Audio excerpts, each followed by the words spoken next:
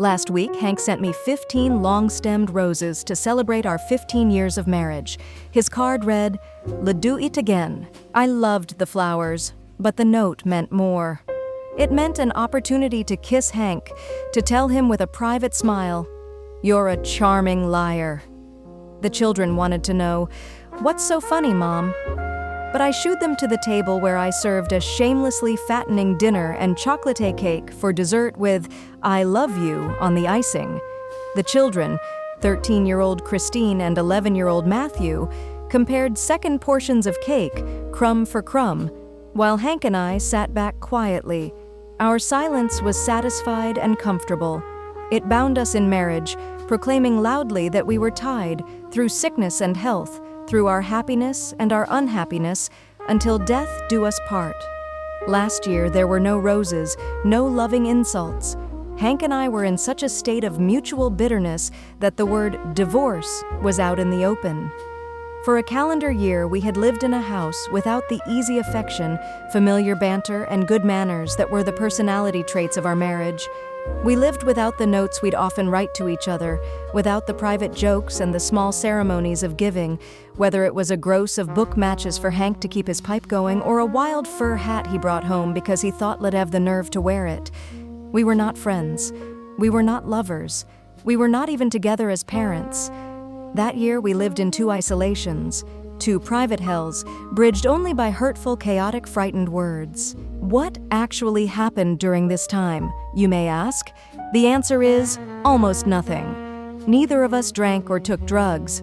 Neither of us, to the best of my knowledge, committed adultery. Except in recriminatory daydreams, neither physically abused the other. Once Hank did threaten to hit me if I said again that he was behaving like a small boy, but a stage director would find scant material for visible dramatic action in the slammed doors, shouts, and hurtful threats of walking out.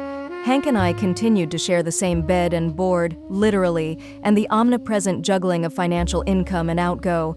Outwardly, we were motherly and fatherly to our children and friendly to our friends, but nothing was the same, even if it looked the same. The will to please, to give to each other, was missing. It is over now, and I can look back on that year and see that marriage, like the good earth, may have its years of bounty and years of failure. A marriage, if it was a marriage, can survive a bad year and go on to be a marriage. I am no expert, I do not presume to offer advice. I can give an honest account, however, of my experience and the insights it has brought, adding only one more partial answer to the endless riddle of marriage. If I am to be forthright, I must be anonymous. In the August it all began. Both children were away at camp.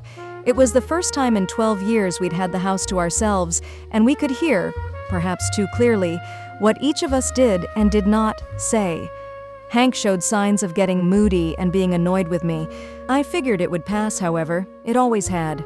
Before going to bed, I'd pour myself a glass of milk, and Hank would say, "You didn't ask me if I wanted anything." Elle'd make a date with our oldest friends, and he'd say, "You didn't consult me, I won't go." I operated on old habits and old assumptions, and would reply with my resentful feelings well hidden, "Tell me what you want, Lil, get it." Or, "The date's just for a movie with the Gordons. You always want to go with the Gordons." I recall joking, "Hey, that's the fourth nasty crack at me tonight. You're really on a tear. Are you thinking of trading me in?" From the way he shrugged, shutting out my offer of friendliness, I knew his humor was still on the downside. I used the simplest device any woman knows: let him alone. But by mid-September, I knew this was no mood on Hank's part. He had declared a unilateral war against me. The attacking words were selfish, aggressive. I closed my mouth over counterattacking words. Bully? Unreasonable? Weak? I defended myself only with, "I do my best, the way I am." The changes were sudden and countless. Hank, notably easygoing and good-humored in the everyday business of life, now stormed over a hole in his socks, the teenage state of Chris's hair, or a new dish I'd serve for dinner that he didn't like. When we left friends after an evening of lively give and take, he'd complain that I had contradicted him, interrupted him. He doled out the house money grudgingly, making me feel that I was receiving the down payment on a mink coat rather than the price of a basket full of groceries at the supermarket. He was, by turns, brutally impatient and dangerously indulgent with the children, fiercely indignant if I took issue with him by so much as an eyebrow. He was hardly civil to my parents. Their very presence seemed to infuriate him. My drug was withdrawal. I burrowed deeper and deeper into myself. At breakfast time, I would corn down earlier than usual. I needed time to get hold of myself before everyone came into the kitchen. I would say, "Good morning" to Hank out of habit. He might say a "good morning" more chilling than no reply at all.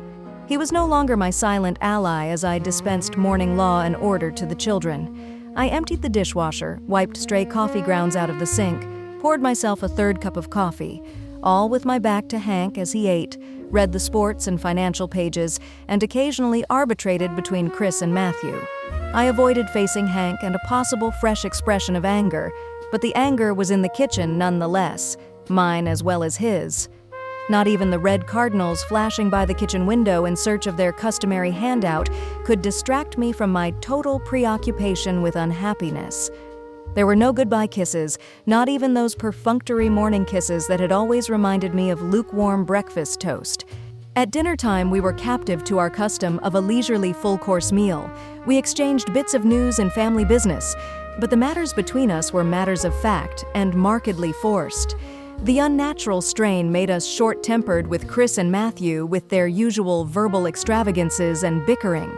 But once we had squelched them, we were left with a wooden silence, face to face, inescapably under the eyes of the children. It did not help to know that Chris, with his sensitive emotional antennae, soon caught on. One night shortly after his return from camp, he looked up.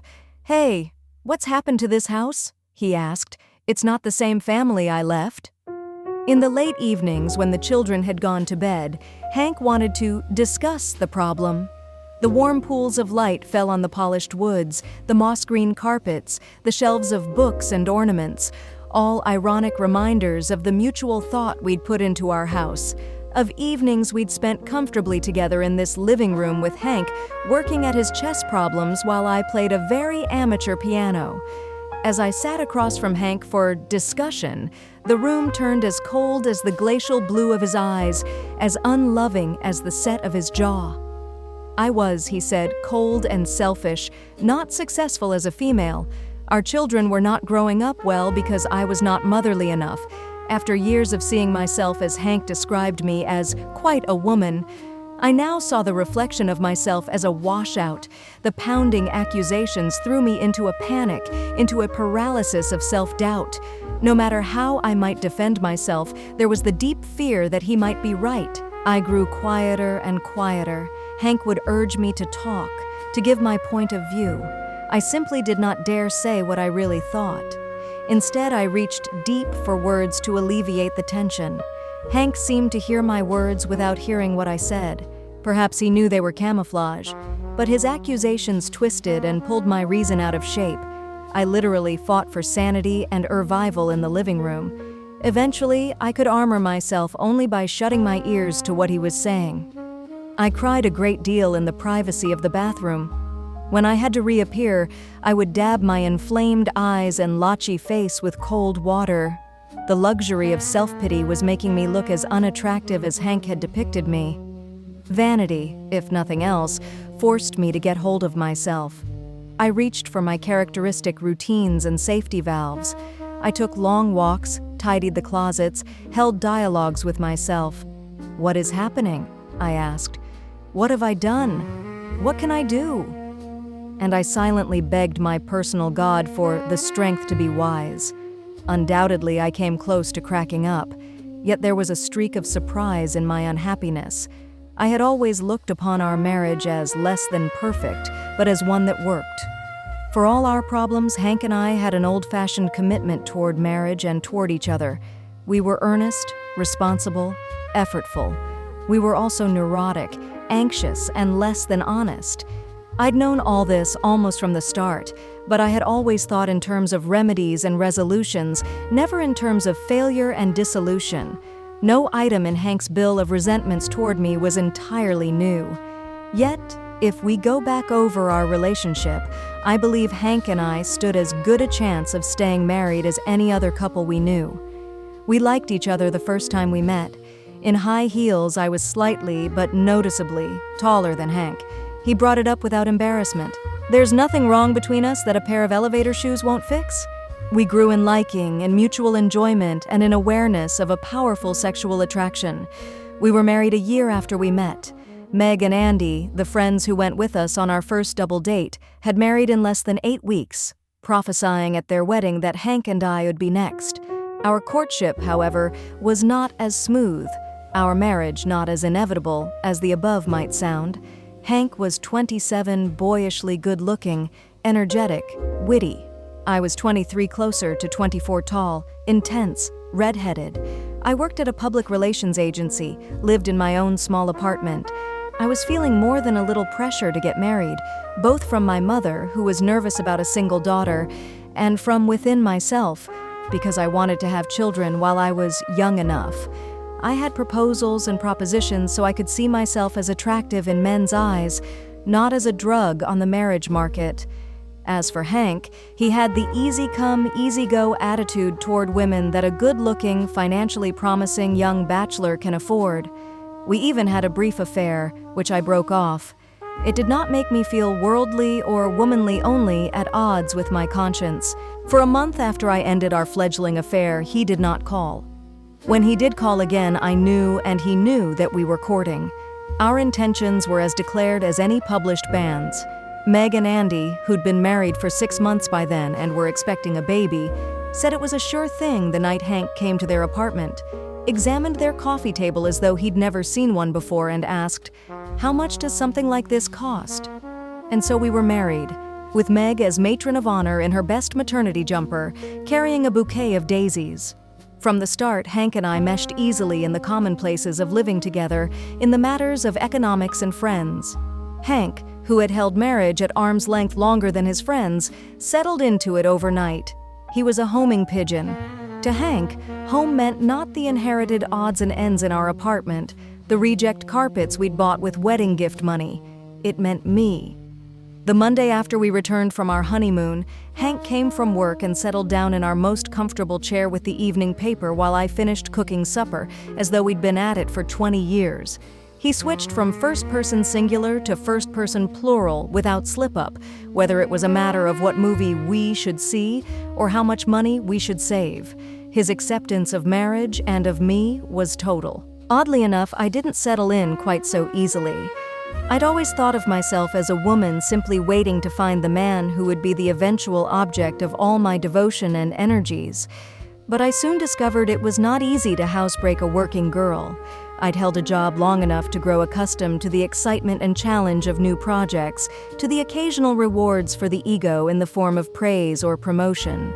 Suddenly, my one-track energies shifted from business ideas and their execution to cooking and cleaning.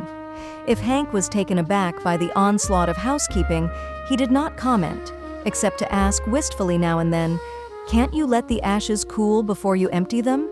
Or, "Do we have to have a full-course dinner every night?" Or, "Hey, why don't you just sit down and do nothing for a change?" We sometimes struck a discordant note on a night out.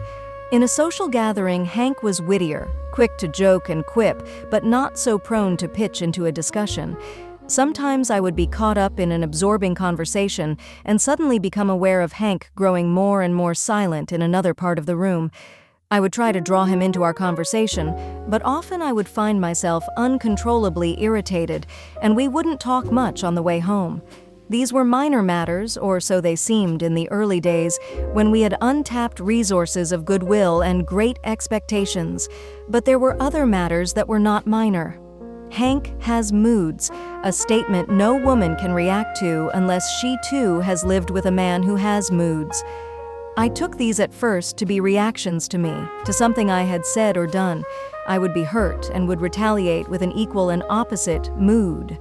But somehow I always felt it was up to me to break the stalemate, and I would with great effort ask, "What's wrong?" He would deny that he was upset, out of sorts, or glum. The mood would eventually run itself out. Once we were back to normal, I never had the courage to bring up the matter. The first time I encountered real moodiness in Hank, I was chilled. It was an evening in the week we were to be married. Instead of his usual engaging, "Hello, what would you like to do tonight?" there was an evident detachment, almost a sullenness, that lasted through the evening. At home later, I wondered sleeplessly if this was a portent of some deeper disturbance. I even wondered whether I should break our engagement. In the morning, it all seemed exaggerated.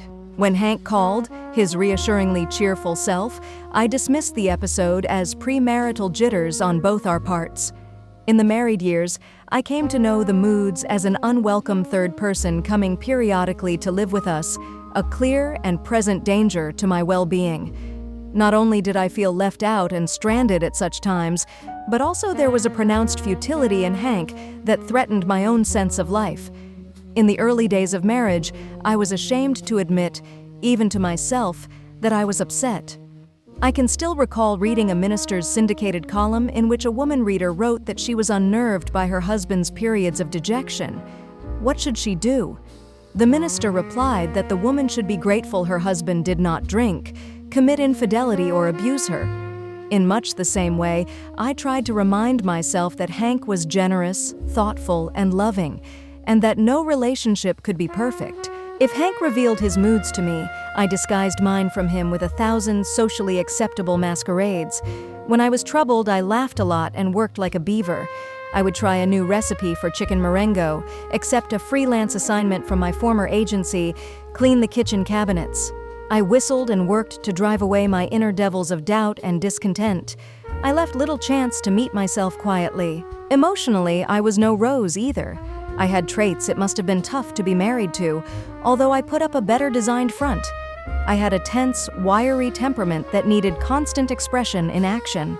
It must have been as comfortable to live with as one of those early Bauhaus chairs of steel and plastic all function and no padding. I was not inherently relaxed about loving. I'm not speaking here of sexual loving, but the easy-to-live-with loving that comes in small, spontaneous acts of affection and in equally quick, guiltless bursts of anger. I could not sustain a number. Hank didn't say no to me often, but when he did, I fought with great inner anger and the senseless frustration of a 3-year-old child. No matter how many walks I might take, how many closets I might clean, my core of restlessness and discontent must have manifested itself to Hank. In the time before Chris and Matthew were born, we were free to react solely to each other, to the lift of an eyebrow, to each bird whistle in the quiet, tidied living room. But children make for clutter and clatter, perhaps when our daughter was born, and then our son a year and a half later. We welcomed their demands as a relief from the complex interplay of our adult emotions. I am convinced that the August both children went to camp forced a stock-taking already implicit in our lives. Sooner or later, we would have had to face only each other and the disturbing questions: where have the years gone? What have we to show besides parenthood? These are pregnant issues whenever they arise, but in the middle 30s and early 40s, when a husband and wife feel vital and attractive, still filled with dreams and hopes not yet shelved for the compromises of middle age, there is the element and the tension of choice. There are not many such years left, one thinks, and this is knowledge calculated to make any woman or man restless and tender to the touch. What did we have to show? Hank had made the steady financial progress manifested by a house with a mortgage, shares in his firm, and a monthly sheaf of bills always a little larger than our current bank balance. We both could go to a party, enjoy the admiration of another man or woman, and come home stimulated enough to go to bed with each other. Partly from monogamous habit, partly because we wanted to love each other. We had experienced the in sickness and in health, the for richer and for poorer, of the marriage vows. When our problems were real, an accident that put a child on the critical list for 24 hours, a setback for Hank and his company, an operation for suspected cancer, we coped with them magnificently. We showed intelligence, compassion, and a touch of the Spartan. It was unreal, unseen problems that threw us. For instance, we had a continual tug of war over my role. "I don't want a doormat for a wife," Hank had said before we were married. "That is a statement," he has said dozens of times since, "I'd give anything to retract." Yet if he had wanted a meek, subservient woman, how could he have picked me? Hank's stereotyped notions of what a wife ought to think and feel always grated on some deep nerve. I told him with an edge in my voice that he had a Hollywood notion of a wife who said, "Yes, dear," who never contradicted or criticized, and who like a faithful puppy fetched his pipe and slippers. I did cook the foods Hank liked, wore the colors he preferred, bypassed the friends he vetoed, but I knew inwardly that I was doing the right things for the wrong reasons. I was trying to appease, to avoid friction. Outwardly, I might have been the somewhat tamed shrew, but inwardly, I was not yielding an inch. I was still an emotional suffragette, waving my private flag of independence in a battle never clearly joined, never clearly over. On rare occasions, with my guard down, my tongue would betray my real feelings. Once, when Hank was in a particularly rough mood, seeming to expect some assistance from me I could not give, I told him, "I can't be your psychiatrist." He has never forgotten this remark or forgiven me for it. For the most part, I locked away my doubts and dissatisfactions with Hank and with our marriage. I was ashamed of them, and I was afraid that the truth of my own feelings might split us apart if I voiced them even to myself. A less than perfect marriage? With real problems? Without a doubt. Yet there was an undeniable need for each other, often joy in each other and in our children. Hank was a tender lover, leading me out of constrained, prudish ways. He was a loyal, though confounded father.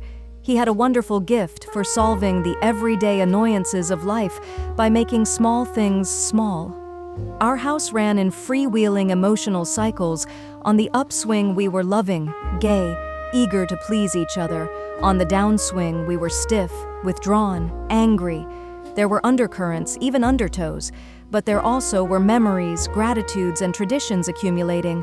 In many old shoe ways, Hank and I had simply become used to each other. I was no longer annoyed as I picked up his trail of burned matches, his newspapers, books, and slippers from under the couch.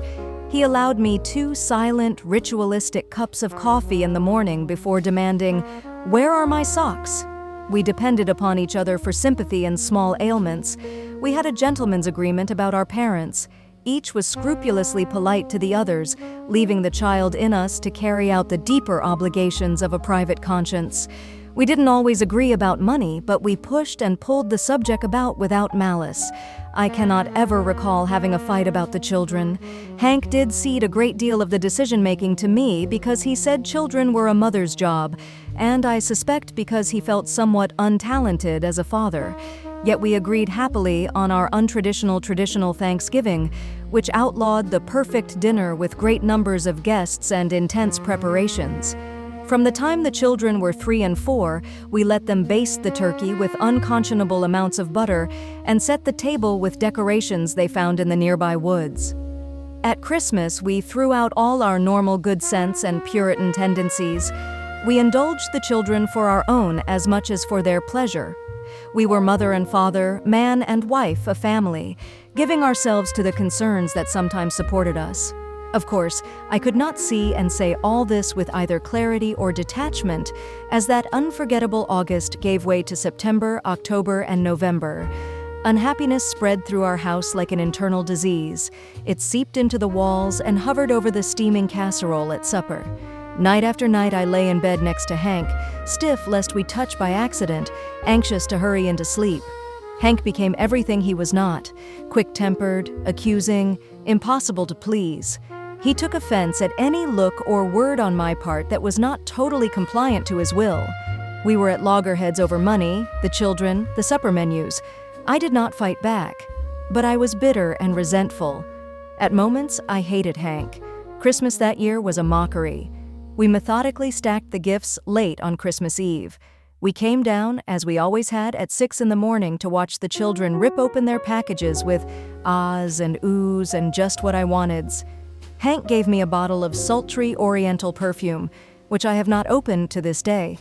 I gave him an expensive sports jacket, which he wears very little. We had our usual Christmas breakfast of steak sandwiches, apple pie, and cocoa. We ate our chocolate apples from Holland. We played games in front of the fireplace, but the laughter was self-conscious, and the fire did not kindle its usual warmth. We did not reach each other, even bolstered by the holiday trappings and some effort to make the effort. After Christmas, I tried to think about Hank with some objectivity. I was convinced that he was facing what women among themselves recognize as the man's change of life. In his 40s now, with a substantial portion of his life irrefutably behind him, Hank was being forced to assess the future. To make matters more complex, he also faced the need to make a radical change in his business life, a move demanding skill and downright risk. Undoubtedly, wrestling with this problem helped to bring on his heart attacks. He had had these attacks before, but had been assured they had no organic grounds, that they were, in fact, a common phenomenon among men doubly pressured by the intensity of their work and the fearful knowledge that many men in their 40s do die of coronaries. Hank, on advice, had gone to a psychotherapist several years before, but even then, when we were still sharing our problems, Hank rarely discussed the visits. He did tell me one night that he realized his normal, angry feelings had been bottled up for so long that the anger was now causing him an actual physical hurt. Now, as Elle saw it, in a belated effort to let out the feelings and forestall attacks, Hank was flailing out at me. But how could I be sure I was right? Perhaps Hank's bitterness toward me was justified. Perhaps it was his turn for criticism and doubts. I hit a new low when I found myself complaining and confiding to women friends. It was against my customary code of behavior. I fell into the pattern of countless discontented suburban women sipping a drink, putting my pocketbook and my heart on the luncheon table. While these intimate woman-to-woman revelations might bring momentary relief, even tears to my eyes, I considered them tasteless to give or to receive. I was losing control, not judgment. At this critical point, I could have walked out on Hank in a gesture of bravado, but I knew we had no money for separate households, just enough to pay the mortgage and bills on one. Drink did not appeal to me, but I did think of an affair. At least I tell myself I would have had an affair if the opportunity had presented itself. The truth, I think, is that I was not looking. I was miserable, but I was married. Underlying my unhappiness was the clear knowledge that I was where I belonged, where I had invested years of myself. I made up my mind. One evening in mid-January, when the children were upstairs doing their homework, I stopped in front of Hank's chair and announced, "I'm going to see a psychiatrist." Hank agreed much too quickly. "Yes, I think you should go. You need help." But the help did help. It gave me a chance to trust my own reason again, to release the mounting tensions before I cracked under unbearable strains. The therapist proved to be a surprisingly young, relaxed man with a friendly grin. He was easy to talk to, easy to cry in front of. I did much of both until we got down to the job of sorting out cause and effect, reality and unreality. Why was I in a state of panic bordering on a crack-up, with fears that ranged from uncertainty about Hank's mental stability to uncertainty about my own worth as a human being? Why should Hank have turned abruptly from an absolute acceptance of me, that had often been more than I could accept, to an equally absolute rejection? In the 1 hour a week that I saw the doctor, he did not tell me the answers. Sometimes I would leave his office as acutely miserable as when I arrived. Sometimes I would leave feeling I had the key to truth and would rush home to unlock a new life. But most often I could hear my voice during the hour relating incidents, describing feelings, complaining about Hank in minute detail, and I felt like a fool. I was acutely conscious of the fact that I was one of thousands upon thousands of women taking just such recitals to a psychiatrist. In a funny kind of way, this was an incentive for me to work out my problems. I did not like to picture myself as typically unhappy. Nevertheless, I looked forward each week to the hour as the one period when I could be myself, could talk and think with complete frankness. Gradually, my old habits of mind asserted themselves, and I began to get a view of the situation not quite so distorted with pain. The doormat joke was not absurd after all. Hank was actually finding one in me, for I was certainly making myself an easy, willing victim for him as he thrashed about in his pain. When Hank said I was selfish, aggressive, unwomanly, I protested. But I was not sure in my own mind how much pleasure one could legitimately take without being selfish, how one could stick up for one's rights without being aggressive, or how I could enjoy sports and work outside the home without the resultant suspicion of fundamental unwomanliness. Not many people, other than the psychiatrist, have ever caught on to the massive uncertainty beneath the strong personality I seem to be. I appear to have the capacity to weather crises. I harness great energies to great initiative, both at home and in my work. And I have an intense concern for my children that characterizes our generation of parents. I half believed what I saw of myself in other people's eyes, but deeply and privately I held a much lower opinion of myself. And in the year that Hank seemed to withdraw his love, his respect, his value of me, I was left with a very emptied view of myself. I appeared to be meeting Hank's barrage of accusations with a subdued mixture of protest and appeasement, but my weapons were hollow weight. An angry voice was as painful to me as an outright blow, so I ducked and dodged with conciliatory attitudes. I did not stand up to Hank, and my own fears gave Hank the opportunity to express himself as impulsively, as uncontrollably as a child. We were caught in a circle of vicious emotions. I was gaining a new understanding, but to act upon it at home with Hank was another matter. After sitting by for months, letting him be rude to our best friends, discipline the children in ways contrary to our mutual beliefs, and speak caustically to me in public, I had to overcome an insane panic the first time I faced up to Hank. Nothing exploded. "No," I told him as the familiar discussion of my shortcomings began one night. "I don't want to sit here and listen." Hank's anger grew colder. He looked as though he might hit me, but he didn't. After the first timid tries at a genuine self-defense, I became more skillful and more honest. I could even smile and ask in an almost natural voice, "Do I really want to hear what you're going to say?" For the first time, I truly understood the tired cliché, "It's his problem." At some deep level, Hank was beset with himself, yet, ironically and destructively, he had turned on me at a time when he needed me most. And with his problems piled onto my own shaky foundation, we were like some childishly ill-conceived building of blocks in danger of toppling down together. Perhaps it was time. Perhaps it was the way the psychiatrist had of shaking his head sympathetically. I began to climb out of my trough of self-pity, free once more to think and act with compassion for someone besides myself. I found myself sympathizing with the personal Gethsemane through which Hank was going, not every day, not all day, but often enough to bring back some normal feelings. I became capable of assessing what I was facing, even of looking for choices. But understanding gained with or without outside help cannot resolve all hurt, cannot blot out disappointment and dissatisfaction with the life we've chosen. In the end, I found I had only two choices. I could stay with Hank in the hope that eventually things would return to our normal. This meant facing the possibility that Hank's long-range moods and anxieties might never change. My other choice was to leave in search of a second husband and some better life. What determines when a woman will take a tranquilizer and stick it out? When she will leave a husband? I believe we are more constant than we acknowledge in our motivations, actions, emotions. The same compound of deep commitment and cowardice, sprinkled with inertia, that had kept me trying to improve our marriage now kept me from walking out. I was in the habit of being married to Hank, a statement that at 20 I would have regarded as a form of married prostitution, but that at 38 I regarded as sanity. I have known many women who couldn't bear it, who walked out on their marriage, only to find that once the symptomatic pains of the marriage ceased, there was a great vacuum into which other unhappiness and frantic concerns rapidly moved. I was now ready to cry less and think more. I looked up and found that the world of national politics, suburban gossip, and childhood preoccupations was still going full force. I returned to my former Girl Scout techniques.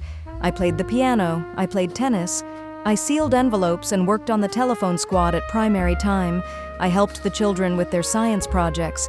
I did some freelance work. I wrote more poetry for the bottom drawer. I stayed away from other women in trouble, lest our pity for each other simply release new waves of self-pity. I began to walk again. As I went from one quiet suburban street to another, our docile collie would look up at me as though to ask, "Isn't it time to go home now?" But I was still working through troubling questions in the privacy of my thoughts. Did I love Hank? Or was there some lack in my feelings that justified his rebellion? Was I hiding from myself a stark portrait of a marriage that had failed, that had run out of reason for being? Was I staying through fear of being without the support that marriage gives socially, economically, and in 1,000 everyday ways? When I asked myself if I loved Hank, I found I wasn't sure that I knew what love was. I knew that loving Hank after more than 13 years of living together was undeniably different from the excitement and pursuit of courtship, since to love what you yearn for is so much easier than to love what you do possess. Each woman has that much Madame Bovary in her makeup. I had experienced deep pleasure in giving to Hank, but was not so comfortable in receiving his love. I also felt, with distinct discomfort, that I knew too realistically what was lovable in Hank and what was impossible to love. If I was staying with him through fear of being a woman alone, I could only despise myself. I admit I thought at times with dread of what such a life must be like, yet I did not finally decide I was crass and craven in my reasons for staying. I was hanging on hopefully to the small remaining shows of tenderness and concern, such as Hank's careful provision, even at our bitterest point, for more life insurance in my name, and my stubborn belief that we were married even in this desolate period. I thought often of the beloved grandmother who had made us a patchwork quilt for a wedding present and said as she gave it, "Marriage is like this quilt. The good is sewed in with the bad. The year is over now. We have hated each other and hurt each other. The bitterness and the anger seem to have burned themselves out like some self-limiting fever. Nothing has changed, and everything has changed." I watch once more for the cardinals at the kitchen window. I catch Hank's secret smile as I remind Chris to wear socks in January. When Hank and I go to a party, we close ranks. We do not cast loose from each other as though we hoped we might never have to meet again.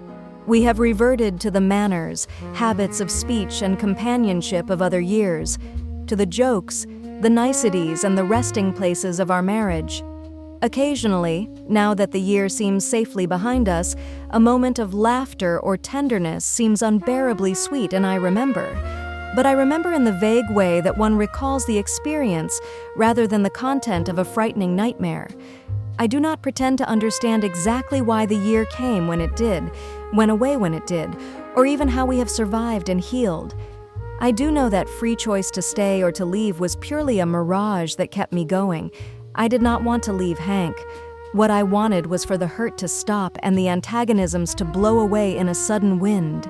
It may be too soon to assess the strength of my insights and resolves, but I see many deep scars and changes in our seeming return to normality.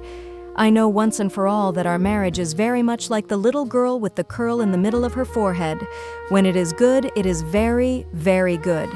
And when it is bad, although I have never said it before, even to myself, if I am to stay married to Hank, I must end the destructive daydreams of a better life with some mythical other man. I must work against the disruptive elements in my makeup that feed on dissatisfactions with a choice made 14 years ago.